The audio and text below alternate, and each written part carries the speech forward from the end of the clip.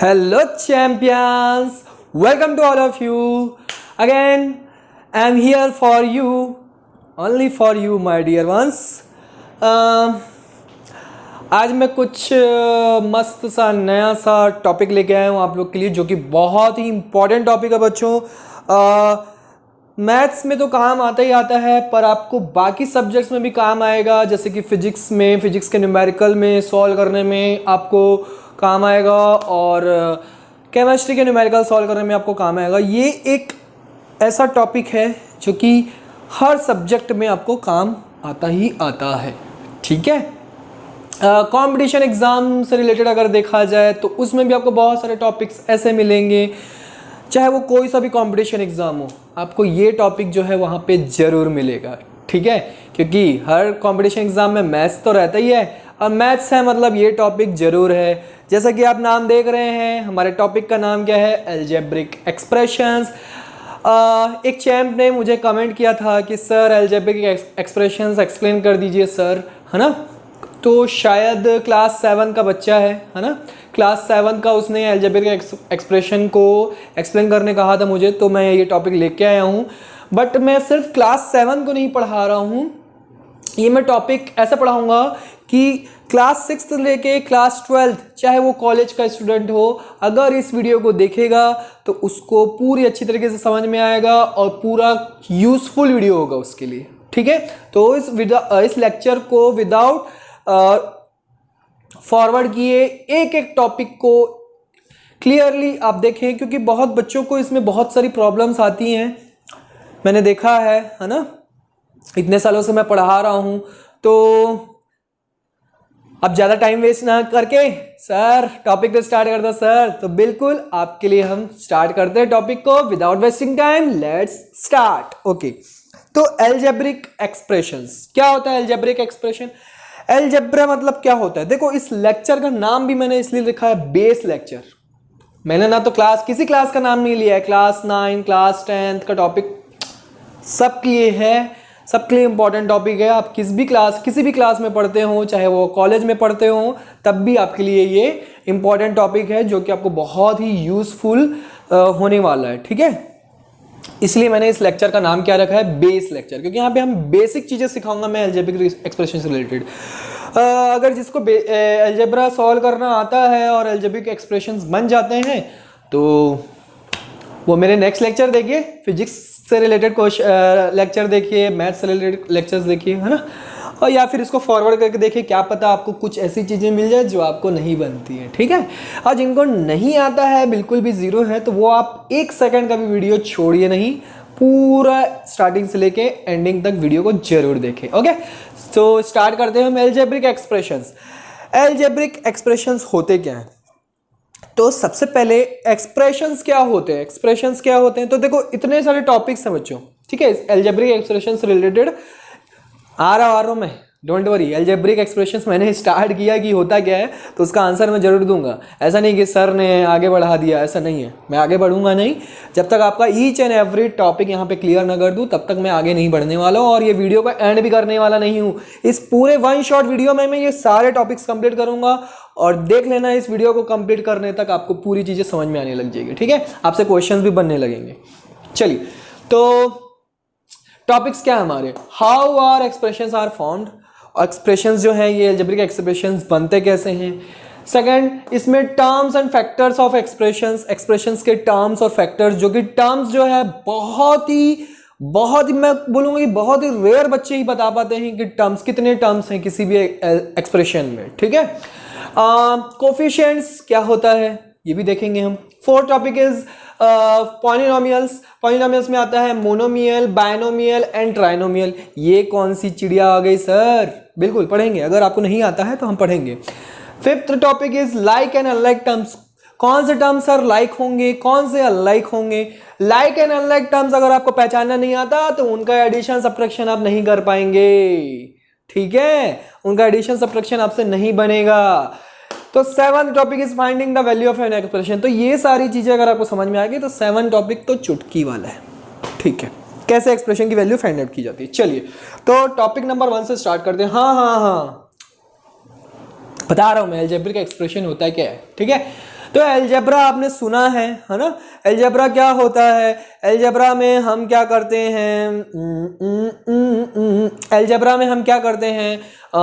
Numbers use करते हैं, ठीक है। अलजेब्रा में हम क्या करते हैं? हम पढ़ते हैं ना, अलजेब्रा में हम नंबर्स यूज करते हैं, नंबर्स, ठीक है। फिर उसमें हम क्या यूज करते हैं? वेरिएबल क्वांटिटीज, चलो नंबर्स एंड अल्फाबेट्स लिखता हूं मैं यहां पे, अल्फाबेट्स, ठीक है। हम अल्फाबेट्स यूज करते हैं अलजेब्रा में, है ना। ए बी, जैसे कि A plus B whole square का फॉर्मूला क्या होता है? A square plus B square plus 2ab, है ना। तो ये हमारा क्या है? अलजेब्रा का एक फॉर्मूला है जो कि हमको लर्न रहता है, बचपन से हम पढ़ते हुए आते हैं और जब तक जीवन है तब तक हमको याद रहता है ना, और बहुत ही काम की चीज है। तो अल्फाबेट्स जो है, जब मैं बहुत सारे अल्फाबेट्स उठाऊं और उनको मैं नंबर के साथ ऐसे मिक्सचर बना के, जब मैं बहुत सारे अल्फाबेट्स उठाऊं और बहुत सारे नंबर्स को उठाऊं और उनका एक मिक्सचर बना के यहाँ पे मैं बोर्ड में ऐसे क्या कर दूं? रिप्रेजेंट कर दूं, तो उस एक्सप्रेशन को हम बोलते हैं अलजेब्रिक एक्सप्रेशन, ठीक है। उस एक्सप्रेशन को हम क्या बोलते हैं? Algebraic expression. देखो ये फर्स्ट क्वेश्चन का आंसर भी वही है, how are expressions are formed. Expression formed कैसे होते हैं? फॉर्म कैसे होते हैं? कैसे किया जाता है फॉर्म? तो हम क्या करते हैं? नंबर्स लेते हैं, जैसे कि मैं ले लेता हूं 2, है ना, और ले लेता हूं अल्फाबेट, ले लेता हूं इसके साथ x प्लस, फिर मैं ले लेता हूं 3, फिर उसके बाद ले लेता हूं y।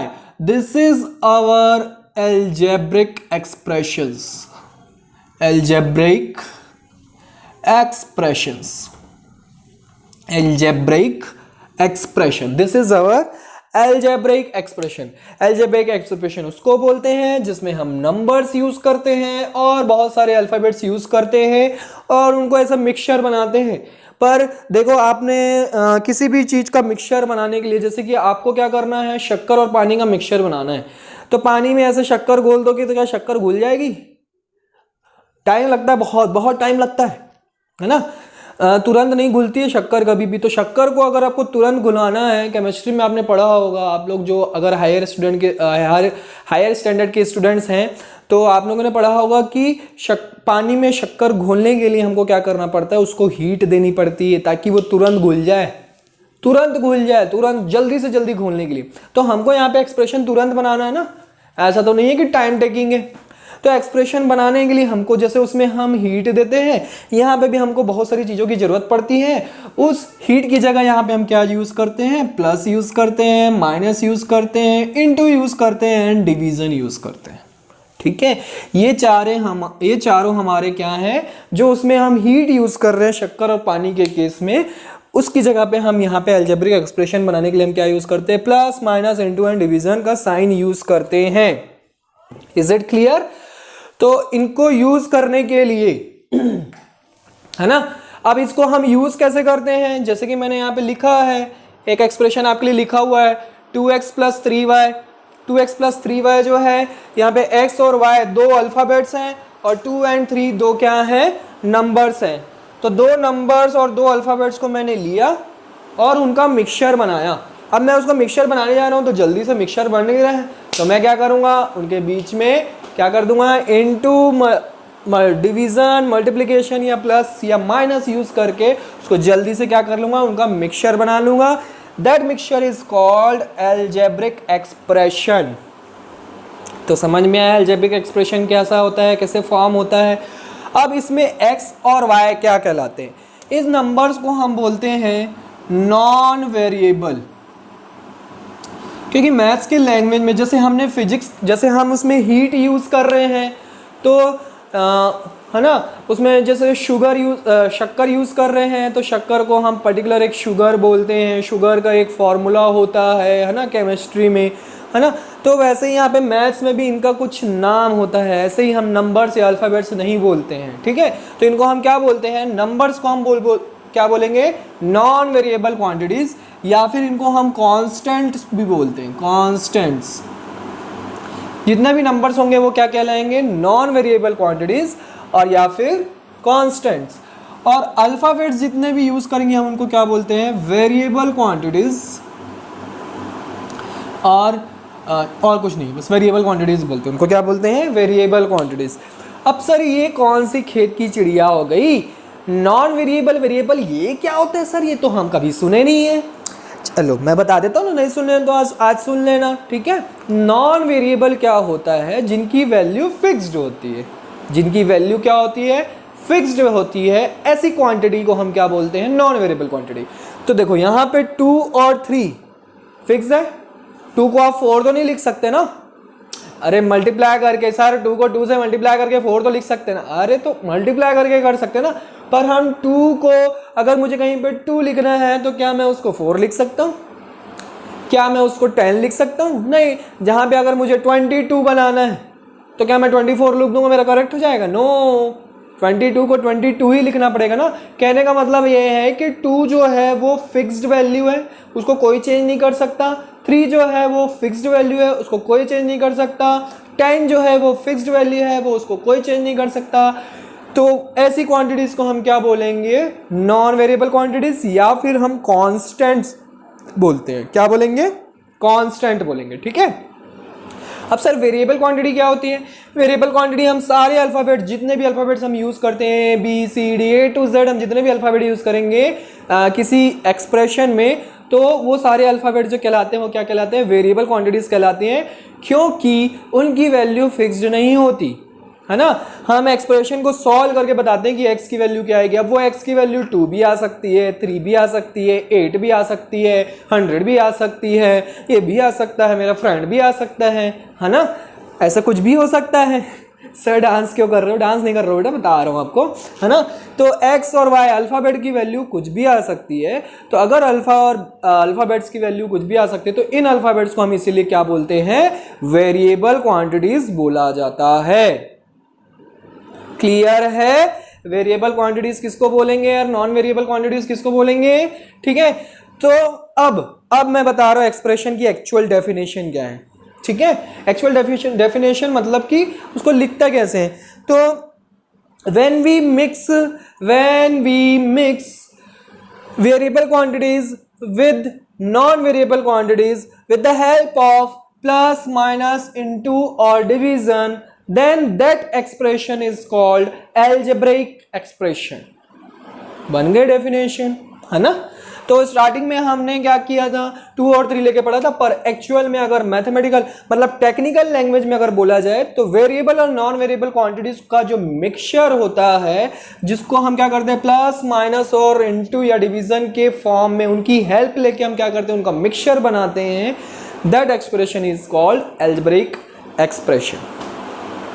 क्लियर है, तो हमारा फर्स्ट पॉइंट क्लियर हो गया कि एल्जेब्रिक एक्सप्रेशन फॉर्म कैसे होते हैं। वो variable quantities, non variable quantities, variable quantities उनको बोला जाता है जिनकी वैल्यू फिक्स्ड नहीं होती है, और नॉन वेरिएबल क्वांटिटीज उनको बोला जाता है जिनकी वैल्यू फिक्स्ड होती है और जिनको हम कांस्टेंट भी बोलते हैं। फास्ट तो नहीं हो रहा है, ठीक है, नोट कर लिया आपने। चलिए आगे बढ़ते हैं। अब बारी आती है हमारी terms and factors of an expression. कोई एक एक्सप्रेशन दिया हुआ है तो उसमें मैं पहचानूंगा कि कितने टर्म्स हैं, तो कैसे पहचानेंगे, टर्म्स समझ में आता है ना, कि जैसे मान लो आप 10 बच्चे यहाँ पे खड़े हैं, 10 बच्चे क्या कर रहे हैं, एक गेम खेल रहे हैं। एक गेम में हम क्या करते हैं, जैसे हम हाइड एंड सीक खेलते हैं, हाइड एंड सीक में क्या होता है, हर एक का एक टर्न आता है कि पहला टर्न तुम्हारा है, फिर दूसरा टर्न तुम्हारा है। तो अगर 10 लोग खेल रहे हैं तो 10 टर्न्स उसमें आएंगे, ठीक है। कभी कभी नहीं आते हैं, बार बार एक ही को ही हम फंसाते जाते हैं, ऐसा होता है ना, हम लोग किसी एक से दुश्मनी होती है ना, तो हम उसी को बार बार फंसाते जाते हैं, चल अब तेरा टर्न है, फिर तेरा टर्न है ना।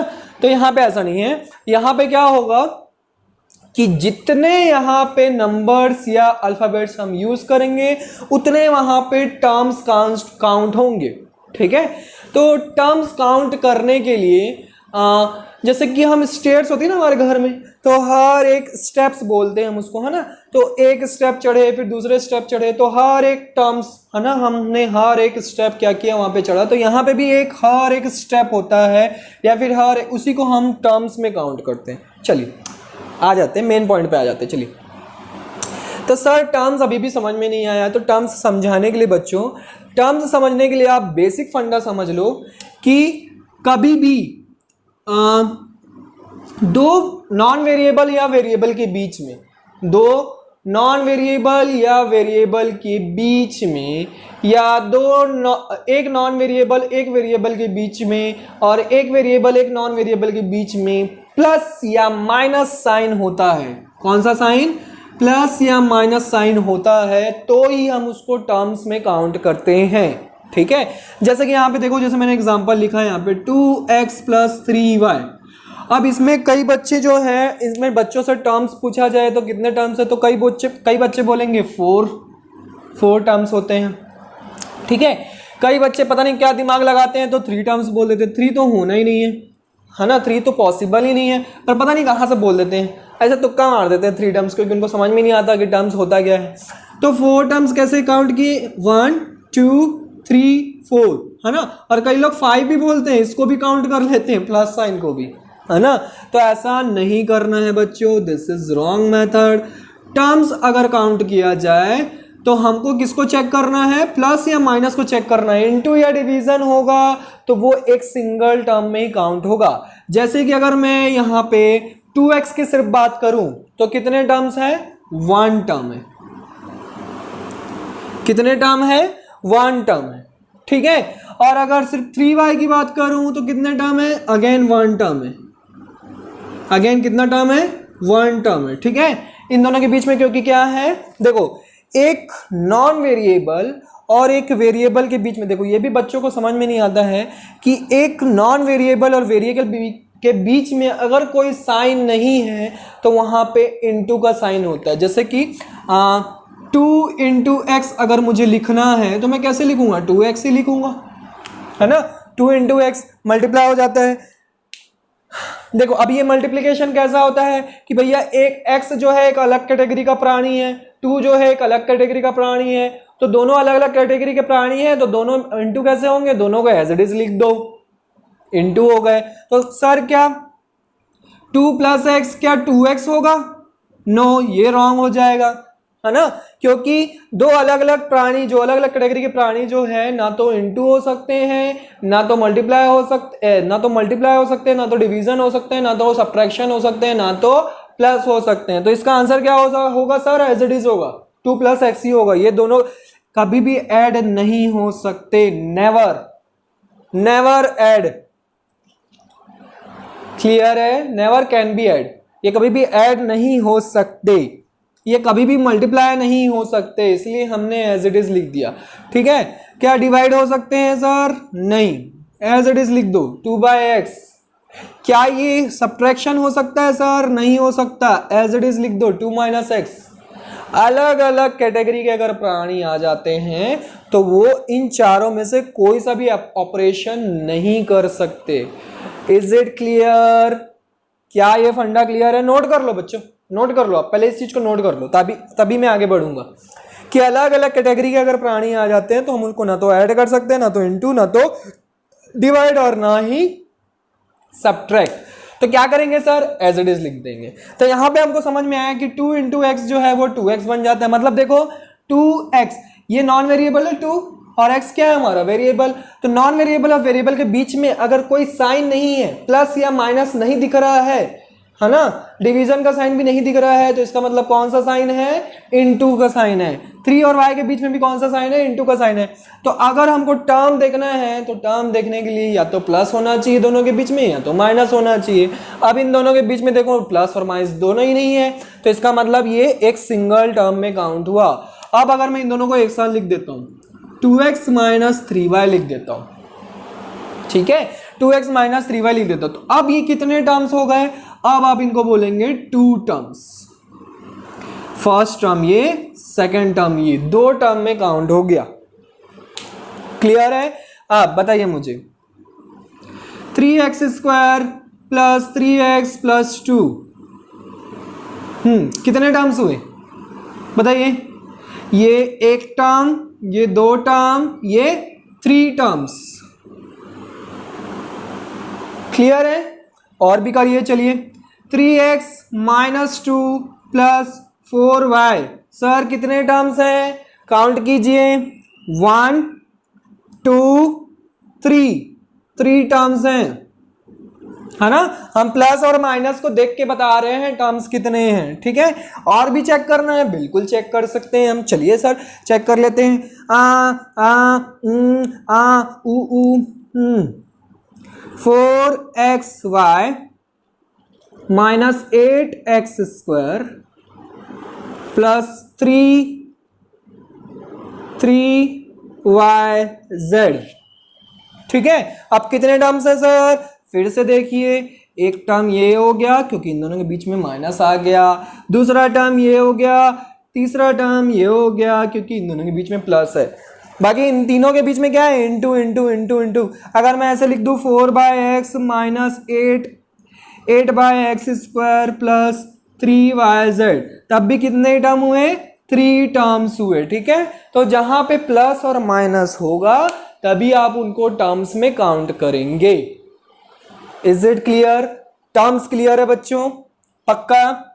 चलिए आगे बढ़ते हैं, टर्म्स क्लियर हो गया। चलिए तो वेरिएबल नॉन वेरिएबल क्लियर है बच्चों का, क्लियर हो चुका है, टर्म्स क्लियर हो चुका है सर, अच्छे से क्लियर हो गया, कभी भी नहीं भूलेंगे, है ना, पक्का, कभी नहीं भूलोगे। चलो लेट्स सी, देखते हैं, मुझे बताना कितने टर्म्स हैं, ठीक है। चलिए मुझे बताना कितने टर्म्स है, बताना मुझे, मैं आप लोग से पूछ रहा हूं। सो रहे हैं कि जग रहे हैं, जग रहे हैं कि नहीं सर, जग रहे हैं सर, चलिए जग रहे हैं। चलिए बोर्ड दिख रहा है, हाँ, गिर तो नहीं रहा चलिए बताइए, मैं आपको एक क्वेश्चन देता हूँ, 3 इंटू एक्स इंटू जेड, है ना, माइनस 4 इंटू वाई स्क्वायर, कितने टर्म्स है बताइए। चलिए फटाक से बताइए, जल्दी जल्दी कमेंट कीजिए, कितने टर्म्स हैं, कमेंट करो बच्चों, कमेंट करोगे तभी तो पता चलेगा कितने टर्म्स हैं, कितने टर्म्स हैं, कितने टर्म्स हैं, 1 2 3 4 5 टर्म्स है। Wrong wrong wrong, this is whole 1 term and this is whole 1 term, total 2 terms, total 2 terms. चलो एक और क्वेश्चन करके दिखाओ मेरे को फटाक से, चलिए तो जल्दी जल्दी फटाफट करके दिखाइए। 3 into x divided by y plus y square upon z, बताइए इसमें कितने टर्म्स हैं, बताइए तो फटाक से, कितने टर्म्स हैं सर, 1 2, अब ये डिवीजन में है तो चलो इसको काउंट नहीं करते हैं सर, 3 4 5 इसको भी काउंट कर लेते हैं, तो कई लोग सबको काउंट कर लेते हैं, 5 टर्म्स बता देते हैं, नहीं बाबा ये पूरा एक टर्म है और ये पूरा एक टर्म है, तो कितने टर्म्स हुए अगेन, 2 टर्म्स। अब टर्म्स क्लियर है, चलिए तो टर्म्स क्लियर है तो हम आगे बढ़ते हैं। अब हम फैक्टर्स की बात करते हैं कि फैक्टर्स कैसे लिखते हैं, इसी क्वेश्चन को मैं फैक्टर्स लिखता हूं, ठीक है। इस क्वेश्चन में अगर हम फैक्टर्स लिखें,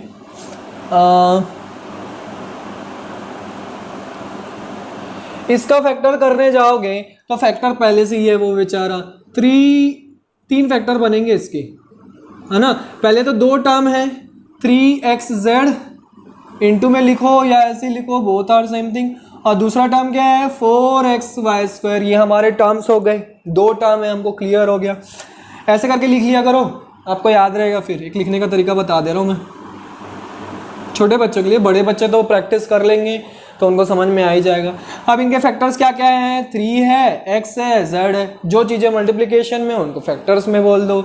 इसमें क्या क्या फैक्टर्स हैं, इसमें 4 फैक्टर्स हैं, एक 4 है, एक x है और 2 y हैं अलग अलग, 2 y हैं अलग अलग, तो ये भी क्या हो गया, फैक्टर्स हो गए, ठीक है। जितनी बार होगा, जितना पावर होगा उसको फैक्टर्स में आप काउंट करेंगे। इज इट क्लियर, अब बन जाएगा। तो फैक्टर्स और टर्म समझ में आ गया, चलो एक क्वेश्चन करके दिखाओ फिर।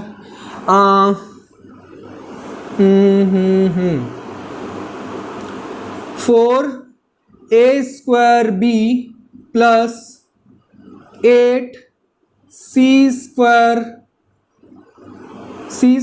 d² माइनस 12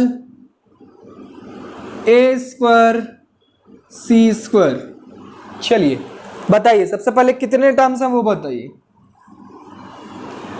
कितने टर्म्स हैं, सुनाई नहीं दिया मुझे। 3 टर्म्स हैं। 4a square b first term, this is our first term. Second term is 8c square d square and third term is what. अच्छा यहाँ पे माइनस साइन लेना भूल गया था मैं, तो यहाँ पे माइनस साइन भी लेना है, अगर माइनस है तो फैक्टर में, तो यहाँ पे क्या लेना है, -12a स्क्वायर सी स्क्वायर। ठीक है, अब इसके फैक्टर्स बताइए, कितने फैक्टर्स होंगे, 1 2 3 4, कितने बताइए, जल्दी बताइए।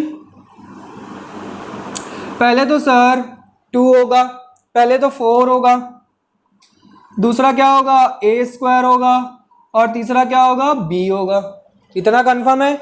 अब क्या मैं 4 को भी लिख सकता हूँ और फर्दर, हाँ सर 2 इंटू 2 लिख सकते हैं।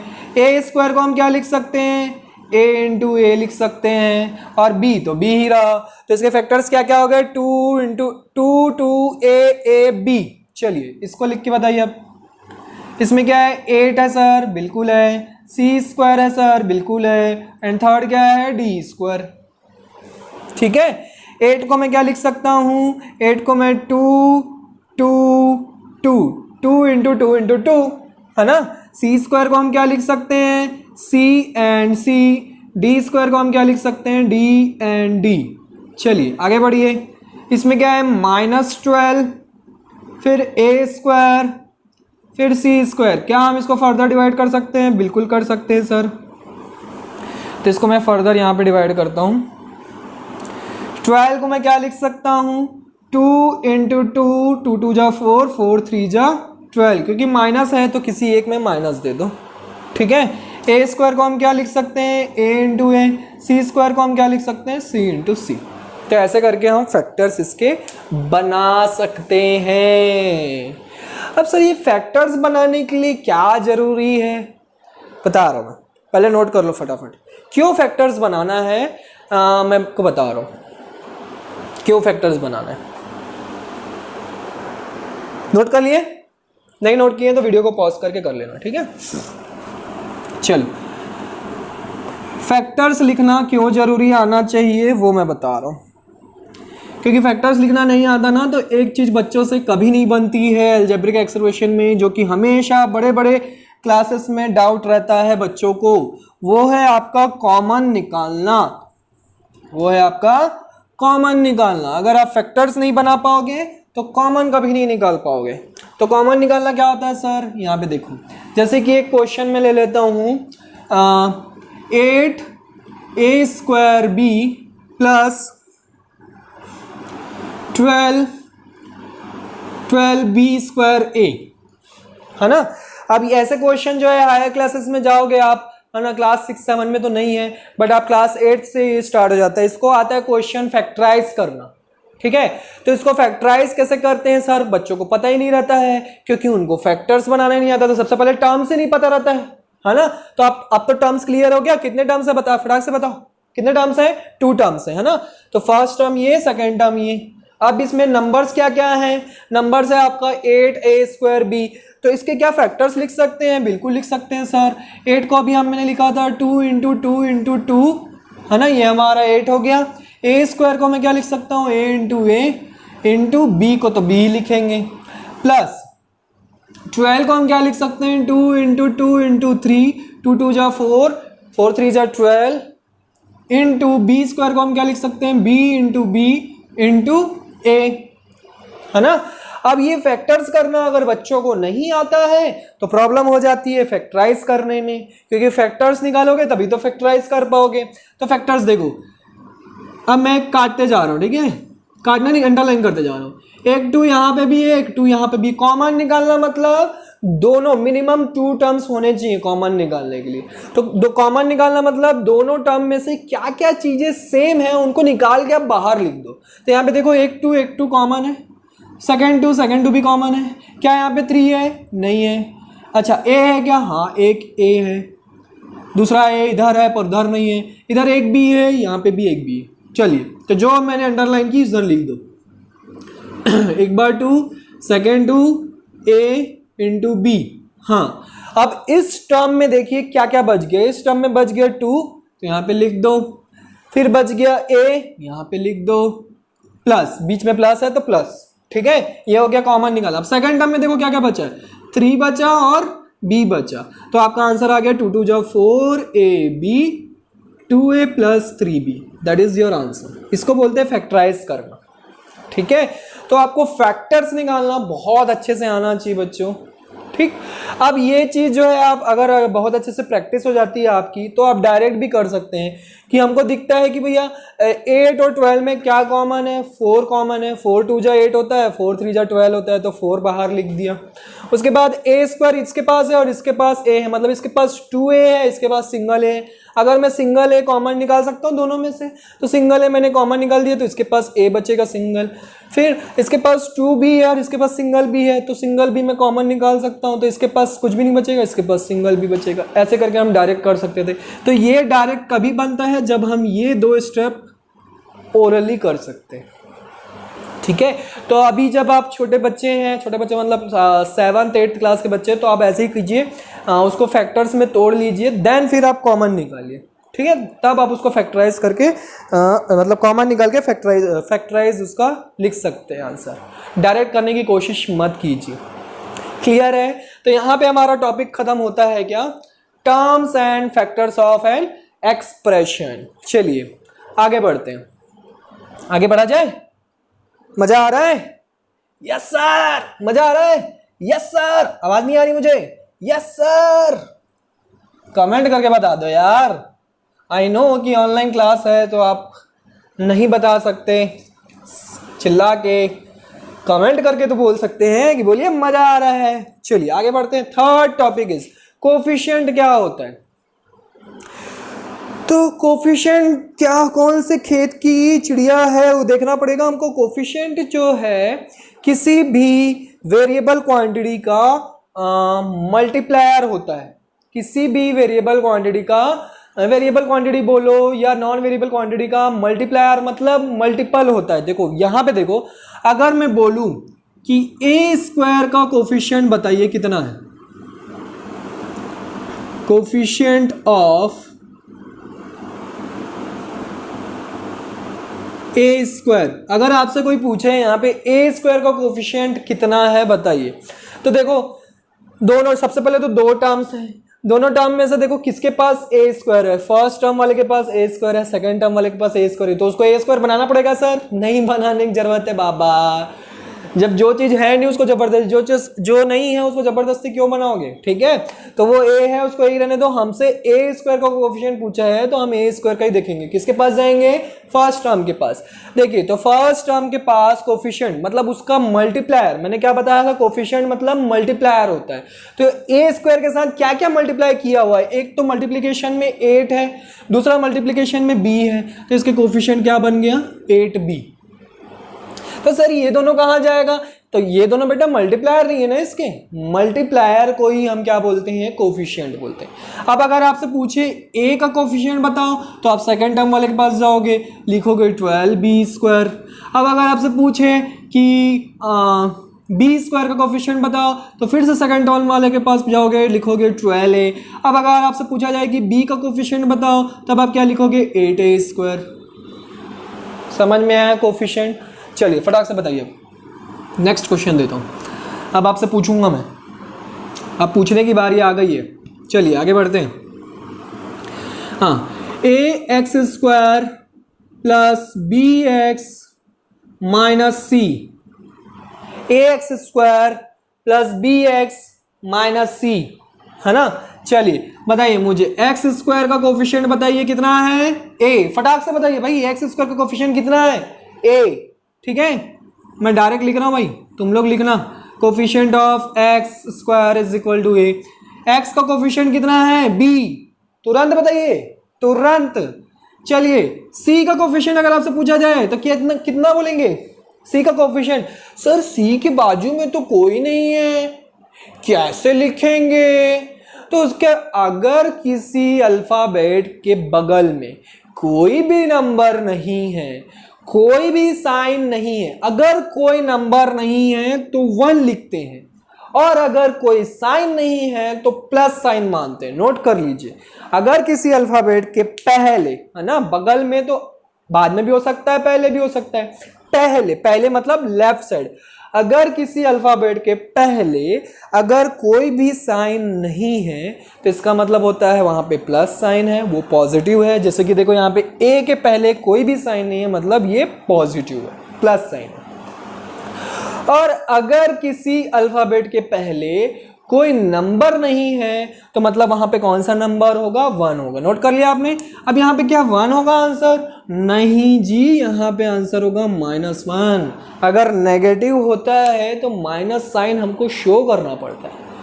अगर मैं यहाँ पे लिख देता कि कुछ नहीं है मान लो, तो कुछ नहीं मतलब पॉजिटिव हो जाता ना, और यहाँ पे तो पॉजिटिव नहीं है, इसलिए मुझे माइनस शो करना पड़ेगा। क्योंकि अभी थोड़ी देर पहले बताया कि कोई साइन नहीं होता, मतलब कौन सा साइन होता है?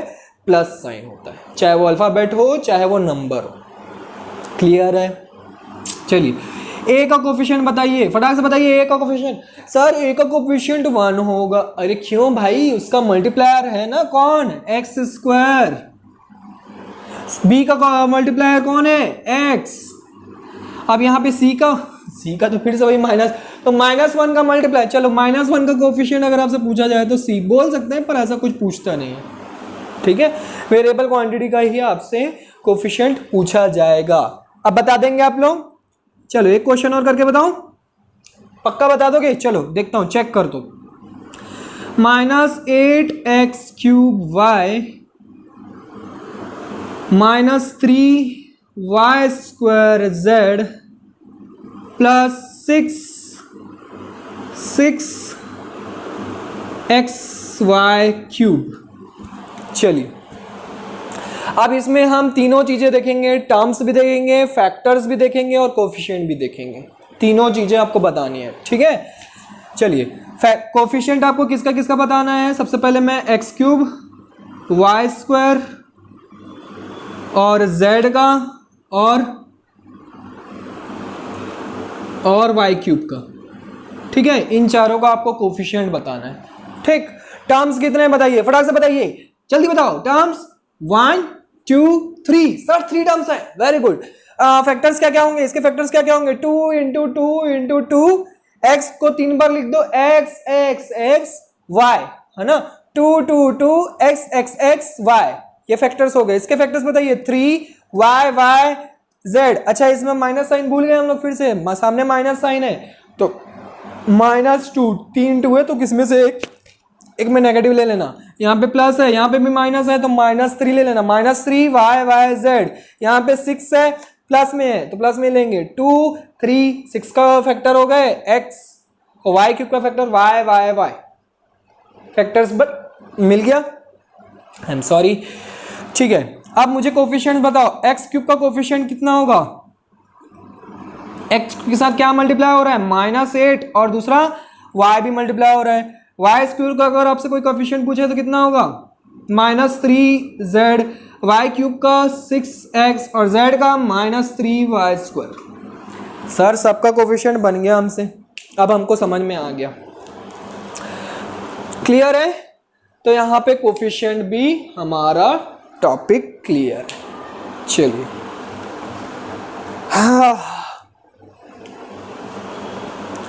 सर थक गए? नहीं बेटा, थका नहीं हूं, सांस लेना भी जरूरी है ना, है कि नहीं? चलिए,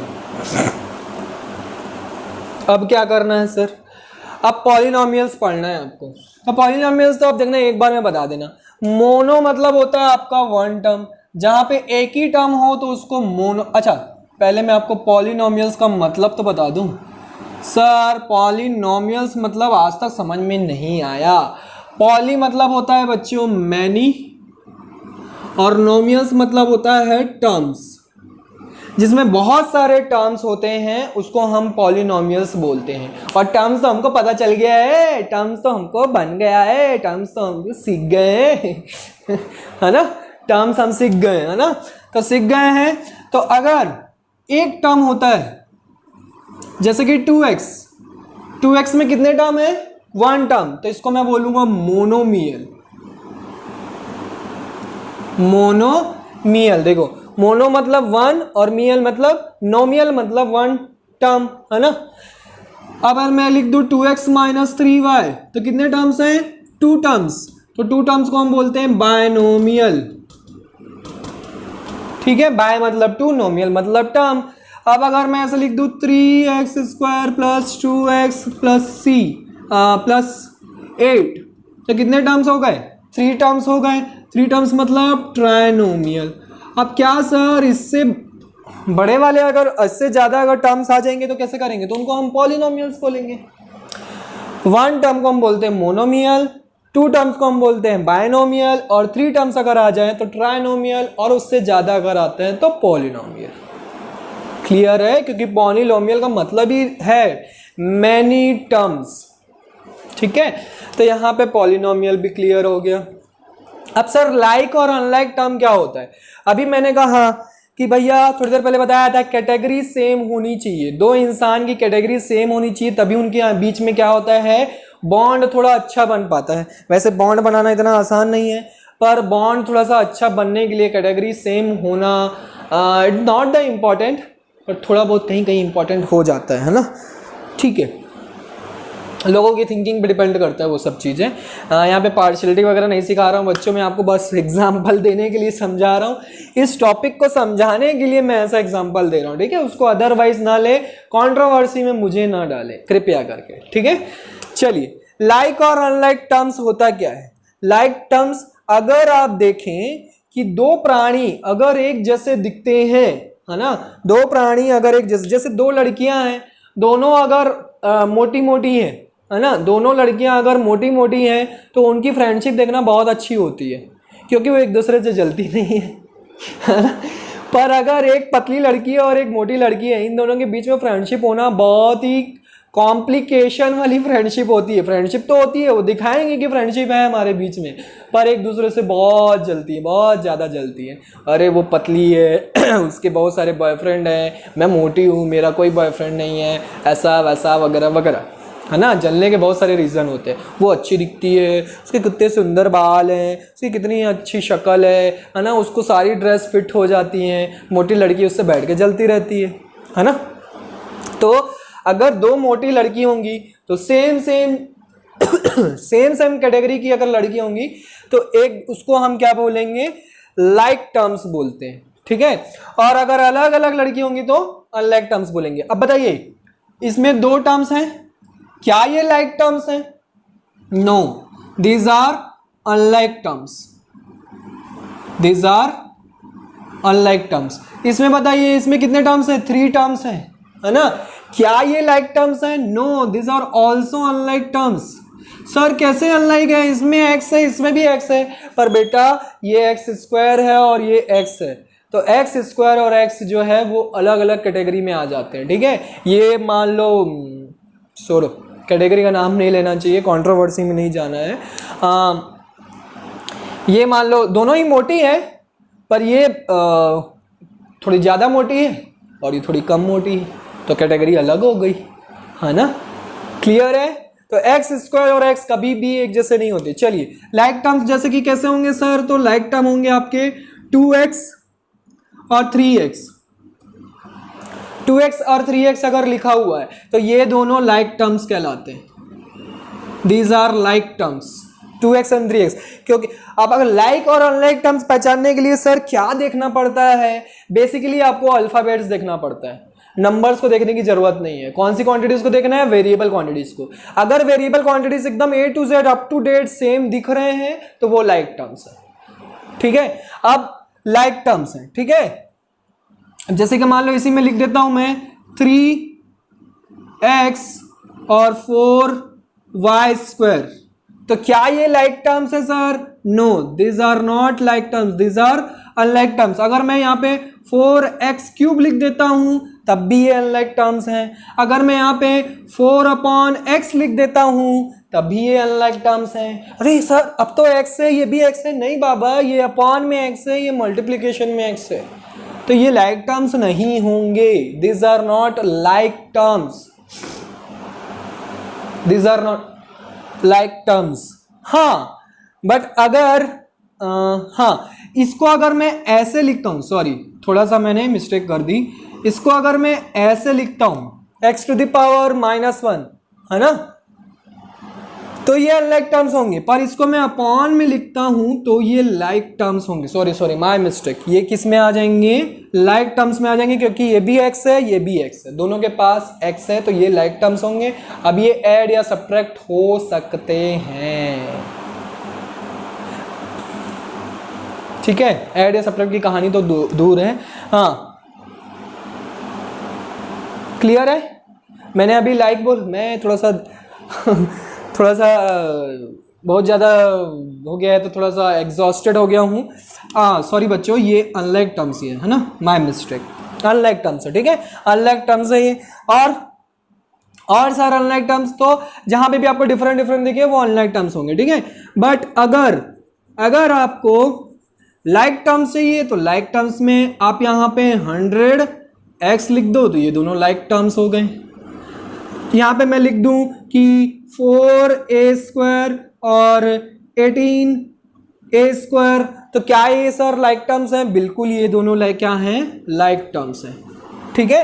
तो अल्फाबेट को बेसिकली हमको देखना है वो A to Z पूरा सेम टू सेम दिखने चाहिए, तभी वो लाइक टर्म्स होंगे, अदरवाइज अनलाइक टर्म्स होंगे, ठीक है। वो 4/x और 3x भी अनलाइक टर्म्स ही थे, वहां पे थोड़ा सा मेरे से मिस्टेक हो गई, ठीक है, हो जाता है कभी कभी, पढ़ाते फ्लो में हो जाता है। तो लाइक और अनलाइक टर्म्स हमको क्लियर हो गया। अब एडिशन और सब्ट्रैक्शन कैसे किया जाता है सर, अलजेब्रिक एक्सप्रेशन का एडिशन और सब्ट्रैक्शन कैसे किया जाता है, इसी में छुपा हुआ है। मैंने थोड़ी देर पहले बताया था ना कि एडिशन, सब्ट्रैक्शन, मल्टीप्लिकेशन और डिवीजन करने के लिए सेम कैटेगरी के नंबर्स, मतलब सेम कैटेगरी का होना चाहिए अलजेब्रिक एक्सप्रेशन, अदरवाइज वो नहीं हो सकते, कुछ भी उनका कुछ नहीं हो सकता। तो इसका मतलब क्या है, अगर आपके पास लाइक टर्म्स हैं then you can them add और सब्ट्रैक्ट। जैसे कि ये 2x + 3x, तो सर इसका आंसर कितना होगा, इसका आंसर देखो ऐसे लिखते हैं 2x + 3x, है ना। तो इसका आंसर कैसे होगा, अब यहाँ पे देखो इसके पास भी x है, इसके पास भी x है, तो आप x को एक बार लिख दो क्योंकि ये लाइक टर्म्स है ना। x जब दोनों के पास x है ना तो एक x लिख दो। अगर दोनों के पास x² है तो यहाँ पे क्या लिखूंगा मैं, x² लिखूंगा। अगर दोनों के पास x³ है तो मैं यहाँ पे क्या लिखूंगा, x³ लिखूंगा। और अगर एक के पास x³ है और एक के पास x² है तो क्या हो जाएगा, अनलाइक टर्म्स हो जाएंगे, है ना। तो अनलाइक टर्म्स में फिर इनका कुछ नहीं हो सकता, जैसा है वैसे इट इज लिख देना है, ठीक है। अब ये लाइक टर्म्स है तो कैसे ऐड होंगे, एक बार लिख दिया मैंने और जो नंबर्स हैं उनको ऐड कर दो। 2 + 3 कितना होगा, 5, तो 5x³ will be your answer. Same year 3x को मैं चलो ऐसे लिख देता हूँ 3y², है ना, और -y², ठीक है। ऐसा क्वेश्चन में बहुत डाउट आता है बच्चों को, 3y² और -y², सर इसको कैसे सॉल्व करेंगे। अभी मैं बताया था किसी भी अल्फाबेट के सामने अगर कोई नंबर नहीं रहता है तो कौन सा नंबर रहता है, हम 1 एज्यूम करके चलते हैं। तो यहाँ पे 1 एज्यूम करिए ना यार, क्या प्रॉब्लम है। 1 × y² लिखूंगा, कोई दिक्कत है क्या, y² 1 जा y² ही तो होगा, 2 1 जा कितना होता है 2 को मैं 1 × 2 नहीं लिख सकता क्या, 1000 को 1 × 1000 नहीं लिख सकता क्या, बिल्कुल लिख सकते हैं हम, है ना। तो 1 × y² लिख दो। अब देखो इसके पास भी y² है, इसके पास भी y², क्या ये लाइक टर्म्स है। एडिशन या सब्ट्रैक्शन करने के लिए आपको सबसे पहले चेक करना है कि वो लाइक टर्म्स है या नहीं है, ठीक है। तो ये लाइक टर्म्स हैं, yes sir they are like terms. तो y² को आप एक बार लिख दो, दोनों के पास है तो उसको एक बार कॉमन में लिख दो, और 3 - 1 नंबर को सब्ट्रैक्ट कर दो, answer will be 2y²। Next question लेते हैं, 4a² - 18a², ठीक है। मान लो ये क्वेश्चन है, तो अब देखो क्या ये लाइक टर्म्स है। सबसे पहला काम तो आपको यही चेक करना है कि वो लाइक है कि अनलाइक है, एडिशन या सब्ट्रैक्शन करने के लिए, ठीक है। इनटू और डिवीजन करने के लिए आपको यही चेक करना रहता है, लाइक है कि अनलाइक है। वैसे इनटू और डिवीजन तो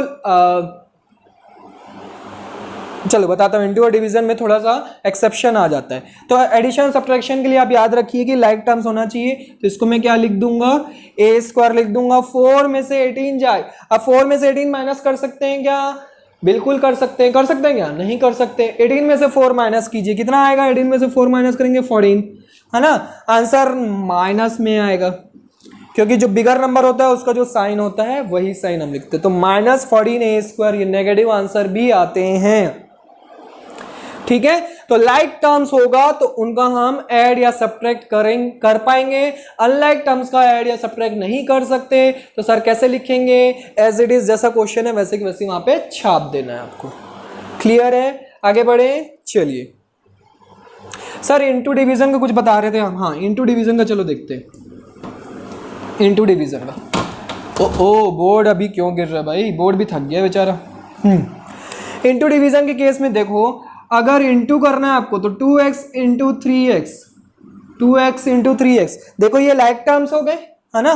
तो कैसे मल्टीप्लाई होगा? 2 3 जा 6 लिखूंगा मैं, और x इंटू एक्स, यहाँ पे सिंगल x नहीं लिखोगे। अब क्या हो जाएगा? x into x, x square हो जाता है। अब यहाँ पे एक्सपोनेंट एंड पावर लगने लगता है, वो भी आप पढ़ के आइए तो यहाँ पे सॉल्व होगा फिर। ठीक है, इसीलिए एडिशन सब्ट्रैक्शन के साथ साथ इंटू डिवीजन बताना थोड़ा सा पॉसिबिलिटीज कम हो जाती है, क्योंकि आपको एक्सपोनेंट और पावर आना बहुत जरूरी है। ठीक, अब देखो यहाँ पे क्या अनलाइक टर्म्स इसमें मल्टीप्लाई हो जाते हैं? तो बिल्कुल हो जाते हैं, बट अनलाइक टर्म भी कैसे होने चाहिए? आपके इस फॉर्म में होना चाहिए। जैसे कि ये x है तो ये भी x होना चाहिए। अब ये देखो, ये अनलाइक टर्म है ना, इन दोनों का मैं ऐड नहीं कर सकता था या सब्ट्रैक्ट नहीं कर सकता था, पर मैं इंटू कर सकता हूँ। कैसे? 2 3 जा 6, x इंटू एक्स स्क्वायर हो जाता है x क्यूब। अब ये x क्यूब और x स्क्वायर कैसे आ रहा है बच्चों? इसके लिए आपको एक्सपोनेंट ऑफ पावर पढ़ना पड़ेगा।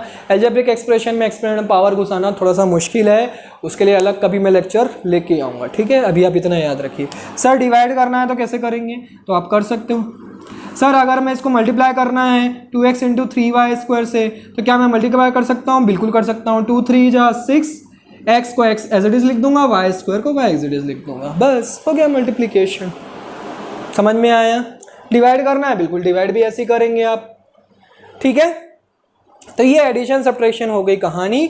लास्ट कहानी बचती है बच्चों, find the value of an expression. किसी एक्सप्रेशन की अगर वैल्यू मुझे फाइंड आउट करनी है तो कैसे करेंगे? तो जैसा आपके क्वेश्चन में होगा वैसे आपको वैल्यू फाइंड आउट करना पड़ेगा। अगर क्वाड्रेटिक इक्वेशन है, जैसे कि हमको 9th क्लास में हम क्वाड्रेटिक इक्वेशन पढ़ते हैं सॉल्व करने को, है ना।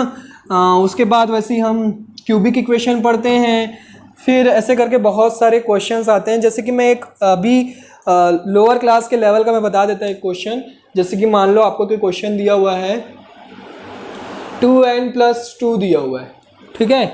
इसमें आपको इसकी वैल्यू फाइंड आउट करना है = 0, ऐसा दिया हुआ है इक्वेशन। अब किसी भी, अब ये एक्सप्रेशन नहीं रहा, अब ये क्या हो गया? एल्जेब्रिक